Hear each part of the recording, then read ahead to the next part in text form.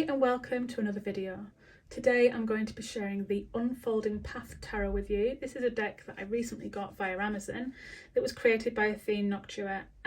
I've previously reviewed Athene Noctua's rune deck, the Witch's Familiar Runic deck, which is a really lovely dinky deck that I've really enjoyed using over the past couple of years. I was told that this deck would have Light Seers vibes. It has now arrived and I can tell you it does and it doesn't. It comes in a really lovely box with the thumb holes there, so it's easy to open, with a sort of a guide to the deck on the back. It's around $24.99 or $33 in Canada. It costs me, if I'm right, about £16 on Amazon. However, when it's arrived and I opened it, I just wasn't quite sure what to expect, so I'll show you. I really like the artwork around the box and the watercolour effect. It comes with a little guidebook, which we'll take a look at now. Oh, I'm knocking my flower over. So the guidebook is just black and white. In the guidebook you have contents and an introduction, which tells you about how she created this deck, some tarot basics, and then how to use the tarot. And then you have a couple of card spreads, single card spread, 2 card spread, 3 card, 4 card with a path to self-love, another 4 card spread for where paths will lead, and then a 6 card spread. And then she gets on to explaining each of the cards. You get a single page on each of the major arcana cards. And then when it comes to the minor arcana, again, a single page. And then at the very end of this book, you just get a bit of information about the author and some acknowledgements. So there is a little guidebook that's nice and dinky and easily fits into the packaging alongside the cards. I love that inside the packaging you have this beautiful image here, which is part of the Unfolding Path Tarot. I'll show you that in a moment. But first of all, I'll share these cards with you.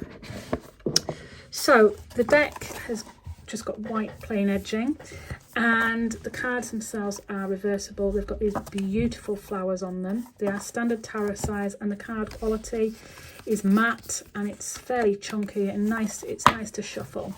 So it's a good quality deck in terms of feel and look. The artwork is indeed beautiful. It's borderless, however there are effectively white borders because of the gaps, and it's mainly watercolours. So here we have the Fool. I think it's beautifully drawn, just beautifully drawn, so lovely. But it doesn't feel Light Seers-y at all, like I was told. It feels entirely different. It's its own deck in its own right. Here we have the Magician.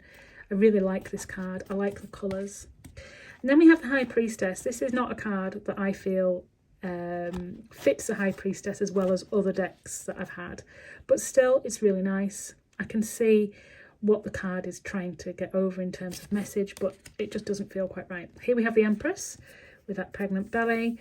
I love the colours, the golden, I love the flowers. It works really well, whereas the Emperor feels quite dark and almost sinister. But yep, nice card.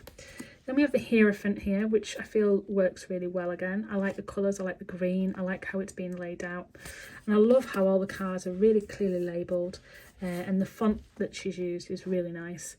Then we have the Lovers, and I like here that you can make your own decisions here as to are the people female, male, what gender they are, is up to you entirely. And I like that it's a diverse deck, and you'll see more of that as you go on. So we then have the Chariot. I love this. I love the views of the tiger. I think it's just really pretty. And then we have Strength with a lion. So big cat fan obviously. The Hermit, I feel, is just quite, I don't know, there's something almost untoward about this card. The Wheel of Fortune, really nicely done. I love that she's sort of sat in a wheel, but it's actually like kind of a dandelion clock. It's really nice. Then we have Justice. Lovely colours. And then we have the Hanged. I'm just going to turn this the way up so you can see they're quite happy, just hanging there. It's not the Hanged Man, it's just hanged, so gender neutral. We have Death, and there's 2 ways of looking at this, if you will. The skeleton and the human there, obviously both human, but one alive, one not so much. Because we all know that death isn't necessarily about death, it's about fresh starts. So we have 2 sides to this, and I really like how they've presented that card. Then we have Temperance, that I feel is just a bit too dark and sinister for Temperance with Balance. I don't know, there's something about this card. And then the Devil, who really, I do not resonate with this card at all. The Tower, this is one of my favourite Tower cards, I think. I just love it. It reminds me of Death Becomes Her, the film. There's something about it. And here we go. This is the Star card, and this was the image that's actually featured inside the packaging there. I really like this. And then the Moon. I'm not feeling that card. And the Sun, again, not feeling that card either. I mean, there's sunflowers there, but it's just something that's... I'm hoping that over time, as I get to use a deck, I'll grow with it. And then we have Judgment. And then we have the World. I quite like this card. I think it's really nicely done. So moving on to the Minor Arcana, each of the suits have actually got their own specific colours, if you will. And you'll see now that the Wands are actually mostly in red. So we have the Ace of Wands and the Two of Wands there. Really nicely illustrated. And the 3, I think this is just stunning, the 3 of Wands. And the 4, really nicely done. And the 5, very pippish there. And the 6, so I was talking about diversity before, and we feature disabilities here as well. And the 7. And the 8, and I love how they've actually got someone riding them wands, because usually the 8 of Wands is quite pippish and you just see the 8 wands. And then we've got the 9 and the 10. So the Minor Arcana seems to work more for me than the Major Arcana. The Page of Wands. The only thing here is, in some of these cards, although I know they're wands, if you're a first-time reader, you may not know they are wands, and it just says page. And so you might have to think, well, are they swords? Are they wands? You need to know the suit colours to do this reading. And then we've got the Knight and the Queen, who's really nicely drawn. And then we've got the King. And I love how there's a colour code to the suits, because then we move on to the Cups and they're all in like a greyish blue. And I love that the Two of Cups here, I like the magic sort of swirling. It reminds me of the Little Mermaid when they're out on the boat and there's magic sort of in the air.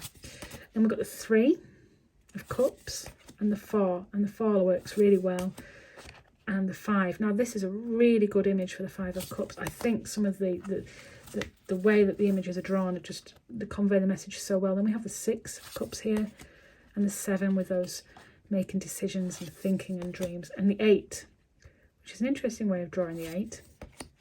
I think the 9's beautifully drawn, and the 10 also. Really nicely done.